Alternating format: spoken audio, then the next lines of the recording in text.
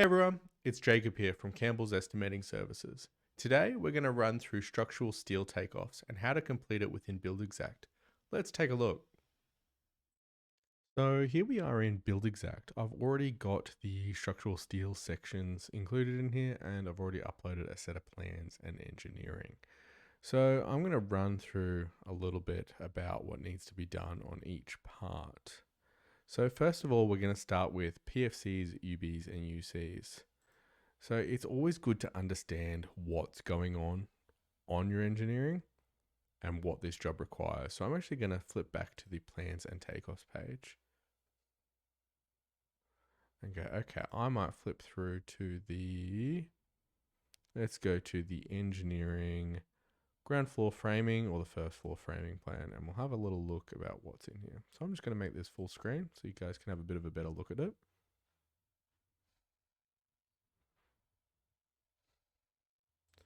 Change that back to the engineering ground floor framing.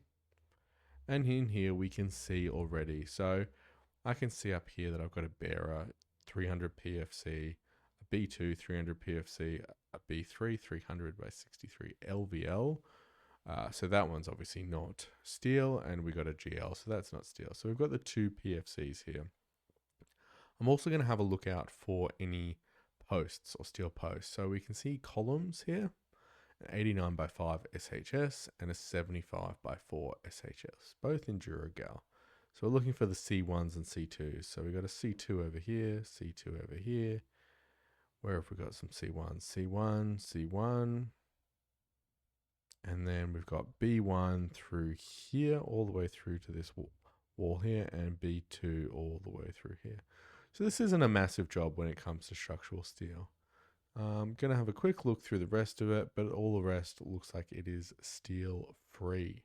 So it's just those few sections. So now that I've done that, I'm just going to go back to the previous page, go into estimate costings. I know that I've got this. So this, if I just zoom out a little bit, you can see, I'm going to jump between tabs, between that and this, so that I can jump back to those plans. Go into here. So we know we've got some 300 PFCs as well as some 89 and 75 steel posts. So going into here, PFC. So this is really easy in here because all the items are going to be labeled out for you. So we got a 300 PFC. Straight away we can go down the PFC list, 300 PFC, and it says select finish. So what that means is it wants you to pick between the different types of finishes. And there's a note in here too. So it says need to select finish, galvanized, primed, or raw. So that's a bit of a decision of what you need to do depending on where the job is and where it's located. So there's lots of different requirements in Australia, depending on how close you are to the seawater, to breaking surf, or to calm water, and depending on if it's going to be internal and protected or external. I know that for this particular job, it's not too close to the water. It's not going to be external beams or anything like that. It's all going to be internal. So I can actually either pick a raw or a primed, depending on what you guys prefer. So for this example, I'm actually just going to use primed. So I'm going to say build recipe. And we're going to go through and we're going to change this to primed. So what's this? This is currently selected as hot dip gal, unit quantity 1. So that's going to bring in the hot dip galvanized. But we want to click this second one, which is primed. And then you've got raw down here. So I'm going to change this primed to a 1. I'm going to change hot dip galvanized to 0. And that's all that needs to be done to select the finish. And then in here, you'll also see that there's some cutting charges to allow for cutting of the beam. That's for the manufacturer. We've also got the drilling of the PFC. So that's to drill holes for like for any beams that need to be squished on either side. So if you want to put like an LVL into it, these holes and this allowance for holes is going to allow you to bring your joists straight into it. If you don't have that, you're welcome to delete it, but I'd always recommend having a small allowance for at least a few holes because you will need something on there. And then we've got some additional cleats and plates. So we've got an allowance here for some cleats to come into it as well. So we've got 0.5 per meter. So it should allow, you know, if you're looking at roughly a 2 meter beam, you'll be allowing 2 of them. If you're allowed for roughly a 4 meter, what that has about 4 cleats in there. So it's a rough allowance, and it's supposed to allow for those costs that you need in there. So then we've got carpentry labor as well. So carpentry labor, that'll allow for the installation of the beam. Perfect. So I'm just going to close out of that. So now that I've selected the finish, if you want, you're welcome to delete this. I'm just going to remove that out of it because I know I've selected the finish. And then I'm actually going to go now to the takeoff tool. And I'm going to do the takeoffs for these beams in my plans. I'm going to go to engineering ground floor framing plan. And right here, I know that I had a little look, and I know B1 and B2 are both 300 Pfcs. So I'm going to zoom in a little bit. Here we go. We got B1 and B2. So B1, I'm going to run through here. That goes all the way through to here. And we got another one through here. I'm going to run that through there.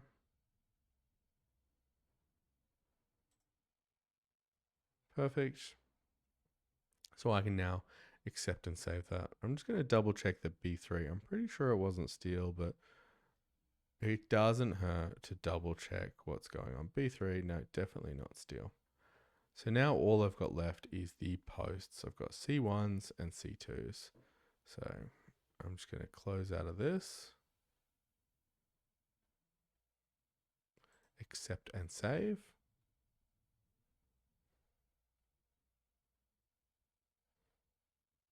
Fantastic. We've got everything we need in there. We're going to keep scrolling through here. We've got U-beams, which I know we don't have any of, but that's done the exact same way. Same with the universal columns. And we've got timber packing. So this is up to you whether you want to include the timber packing in this section or you want to include timber packing in your framing section. So I like to include timber packing in here. So depending on how big your beam is and what beam you've selected, I know we've done a 300 PFC. So you can have a bit of a look and see what's required for 300 PFCs and see how big that is. So I'm just going to do a bit of a Google here and say, okay, 300 PFC dimensions. And say, okay, what's in here? I'm just going to the first website and seeing what's there. We're looking for, okay, so we got, let's say we need to, depending if you need to pack out the inside or the outside of this beam. So I know that I've got 300 mil on the outside to use, so I could use like a 290 LVL, or we've got what, 300 deduct 16 deduct 16. So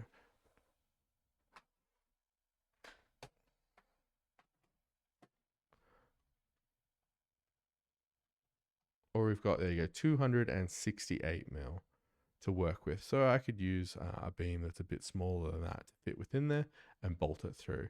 So something else you'll have to consider is the width. So we can see there's 90 mil there. So we've actually got, deduct the 8. So we've got 82 millimeters of depth to work with as well. So it really depends on how you want to pack this out. And if you need to pack both sides as well, because some circumstances you will need to pack out the inside and the outside. And there's multiple ways you can do it. I've seen builders pack it out all with LVLs. I've seen builders pack it out with some like 90 by 35s or 90 by 45s and then put an LVL over the top of that. So depending on what your engineer recommends as well is what I would be doing for this.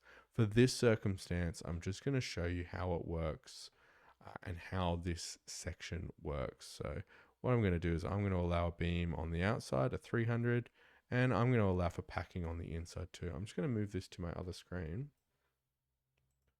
Go into here. And we're going to see, okay, timber packing. So I'm going to say for this circumstance, I'm going to say that we need an LVL. It says lengths to be entered here. So something great about Buildxact is we can actually use the calculator for this one. We don't need to redo the takeoff. We can say structural steel. I know I've already done the takeoff. I'm just going to straight away use that. Perfect. So we've got 12.25. So So I'm going to add in a little bit of allowance in here as well. So you can do the exact lengths if you want as well. Instead of 12.25, we can adjust it to be the exact lengths, and we can say, so we could say, what was it? There was one at 6.1 and one at 6.15. So 6.15 divided by 2 is 3.07. So for what we got, 3.3 meter lengths. So we could say we need, on the external, we could need, I'm just going to say we're going to need 4 by 3.3 meters. And I know that we've got 300 mil to work with. So we've got 300. I might use a 300 by 45. Go in there. We're just going to type 1. We're also going to remove, because it's preset already, so that something comes across if you forget to. So I'm just going to delete that 1 from the 240. We can also see that Carpentry Labour is coming across, as well as a frame hardware allowance. So I'm going to click close.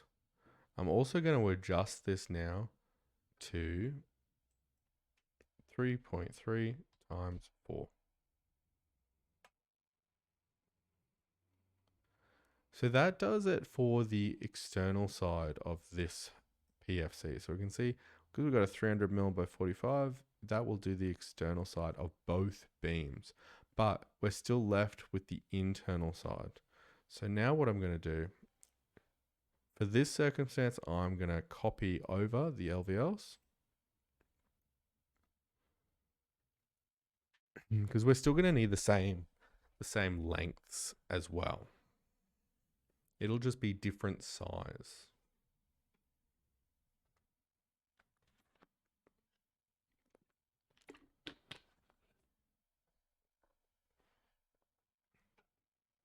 Perfect. So now we've got a copy in here. So I can go build recipe in that.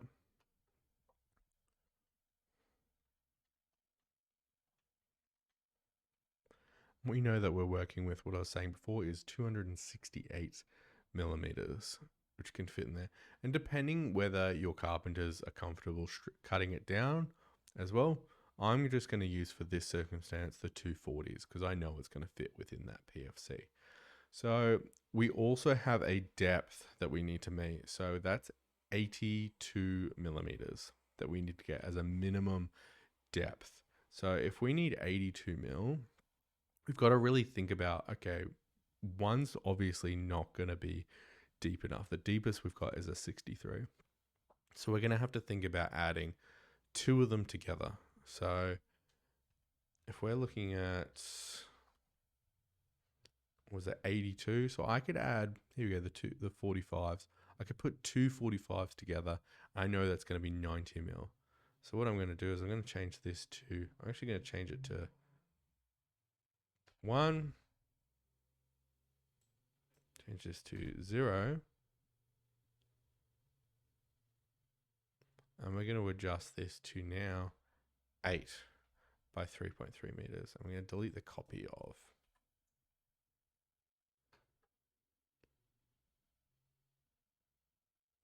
Close. And then I've just once again got to adjust this calculator. 3.3 by 8.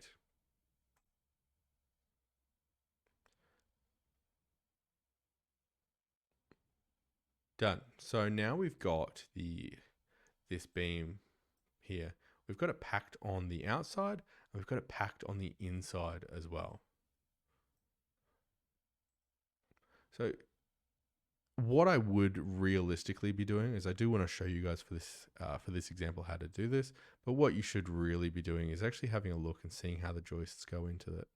So for this example, you can see that the joists go into the steel on one side and then the other side of B2, but B1, the joists are only going into one side.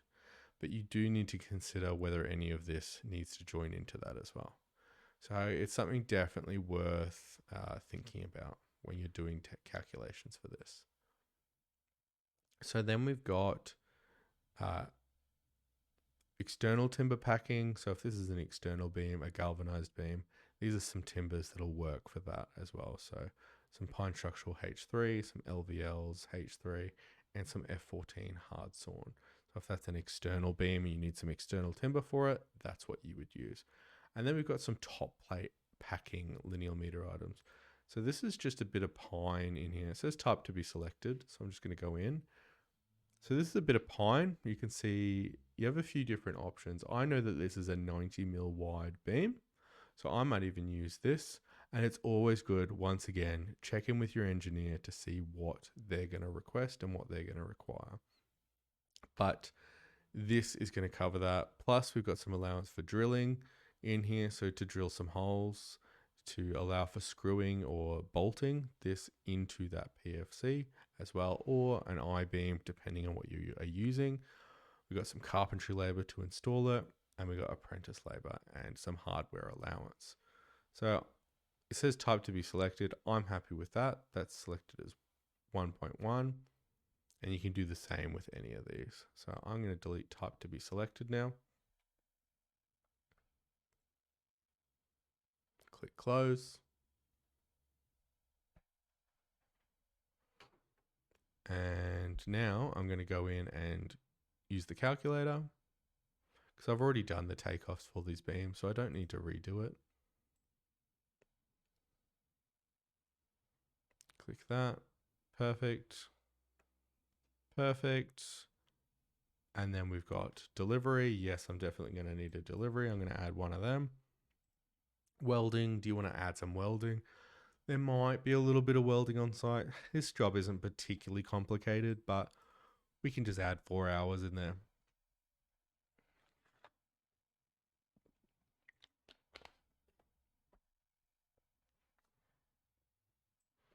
Oh, this didn't quite enter properly. I'm just going to make sure that that delivery has gone across. One, perfect. Higher item. So this is for your Genie lifts as well, or your crane. So if you've got a particularly big beam or a thick beam, you're definitely going to need a crane. Genie lift. So we've got a Genie lift item in here. We've got delivery and the pickup for up to 295 kilos. So a good way to check that is you can actually go back to the beams that you've already entered into there. So we can see 12.25 weather beams. We can see that this is actually 40.1 kilos per. And I know from our takeoffs before, they were 6.1 meters each. But if you want a reminder, you can look at the takeoff tool. Say, okay, what did we add? How long are they? So your longest one here, as you can see, it says 6.15 and you got 6.1. So I'm going to say accept and save again. And here, so 6.15 times 40.1 kilos, you're looking at 246 kilos. So that's a pretty big beam. I think you're really going to struggle to lift that one. So I would recommend using a Genie lift for this. So we're going to say delivery and pickup, one of them. Genie lift material hoist per day. I usually say allow for about 5 days because it's unlikely they're going to drop it off and pick it up in the exact same day. Also, there's always site issues. There's always going to be a problem that can come up. Perfect. So that is your PFCs now done. So I'm going to minimize this now. I'm going to say it's completed. We're happy with what's in there. And we're going to continue on. We're going to have a look at our other structural steel sections. So now here we've got RHS, so rectangular hollow sections, posts, beams, and portals. We've got SHS and CHS. So we've got square hollow sections and circular hollow sections as well.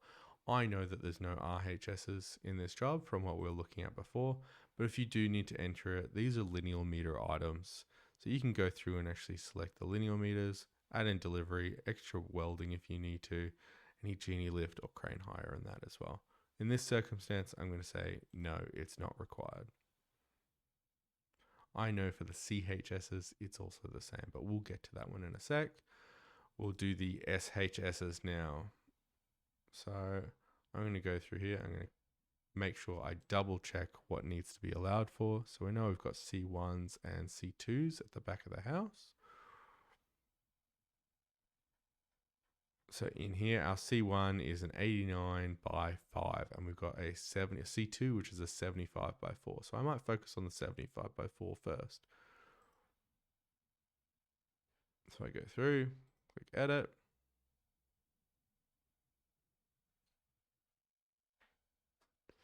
$75, so we're SHS. The first one's going to start with the smaller one, 75 by 75 by 4. So here you've got all the different length options or height options, depending, and then it says select finish too. So first of all, we're going to work out, okay, how tall is this post? Let's have a bit of a look. I'm actually just going to have a look at the elevations or even the sectional view. Let's have a bit of a look at the elevations. I know, here we go. We've got I know that the PFC is going to start at the bottom of this. So 10,300. And then the ground floor level, where are we looking at? 7,750. So deduct 7,750. We're looking at 2,550. So something bigger than 2,550 is exactly what we need. I go back to this. 2,6. Perfect. That's exactly what we need. So it also says select finish. So I might even just do the takeoff real quick.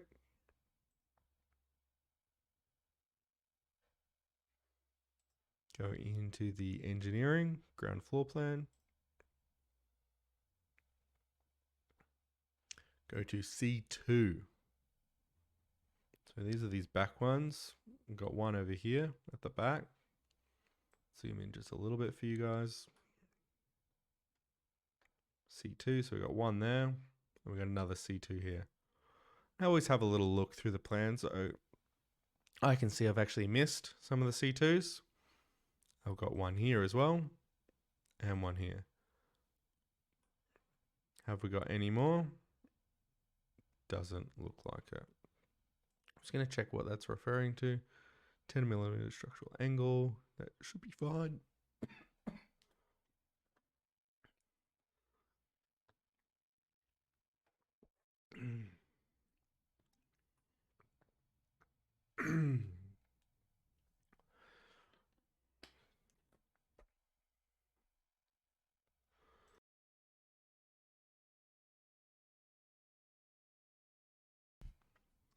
As you can see then, the rest are C1s. So now I can click accept and save, go out of that.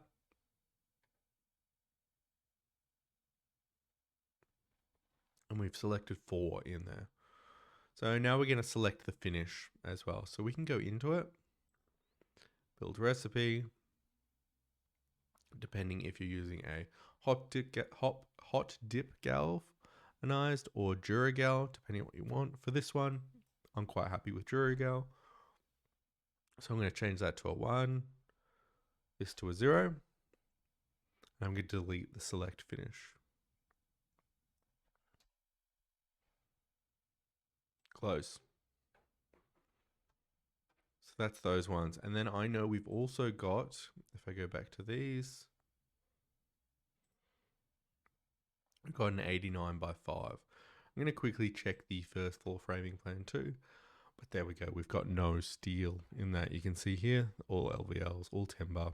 There's an MGP 12 as well, which is once again timber. So the last thing we have left is those 89 by 5s. So scroll down a little bit.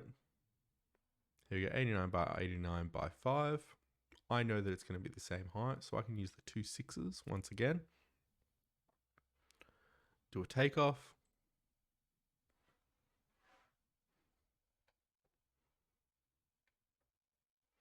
Go back to that engineering plan.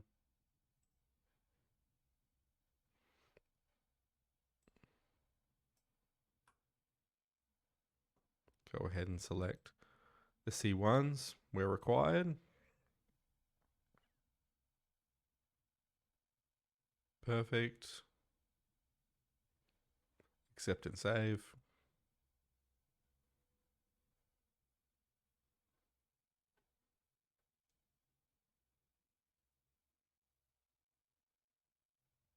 and then it says select finish once again. So I'm going to click build recipe, go into this and say, okay, do we want the hot dip galvanized or the Duragal? So hot dip, you can see it's already pre-selected. But for this one, once again, I'm going to say I want Duragal for this job. Change that to 0. I can delete the words select finish. Click close. I'm going to check through the rest of this, keep scrolling down.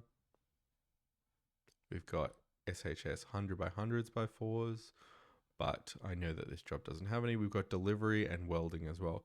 I know that I've added some welding in the PFC section, so I'm not going to bother adding in another delivery and more welding. I'm quite happy with what we've got. So save that.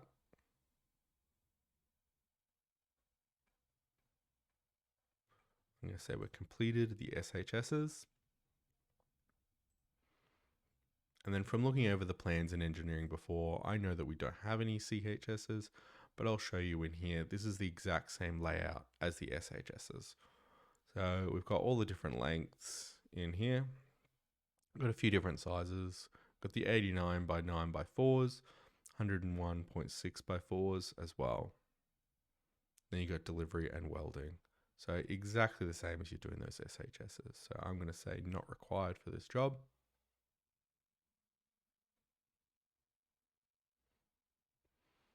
Perfect. So that's the estimating side of structural steel. If you want to go ahead and go and add some specifications as well, you're more than welcome to. So depending on the builder, depending on the estimator, it depends on how you want to do this. Some people do all the estimating and then jump into the specifications after. Some people like to jump back and forth from the estimate costings and the specifications. So I'm just going to search for this one. Structural steel. Perfect. So in here, we've got a preset one, which just says steel posts and beams included as per engineering. So you can leave that in there if you want, or we can add more specifications in there and explain exactly what's adding or what's happening. And that's really dependent on how much information your client wants and you want to give your client as well. Perfect. So that's everything. If you have any questions about it, feel free to reach out. Let us know if you want to know any more. But until then, thanks for watching.